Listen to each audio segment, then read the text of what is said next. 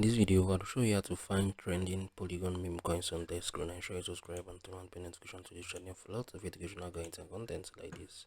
Now head over to your Dexscreener, right? Click on this Polygon tab. Once it has opened up, you're going to be displayed with a whole lot of options, right? So for you to see the tokens that are currently trending, you're going to click on this trending tab with a fire streak, right? Click on it. Once you have clicked on it, wait for it to load.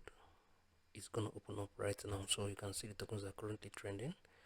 Put it in the past 1 hour to see the tokens that are currently trending for the past 1 hour, right, on the Polygon chain. So you can see, okay, the token here, this is 10 months old token with a price of $15 per one and market cap of $156 million.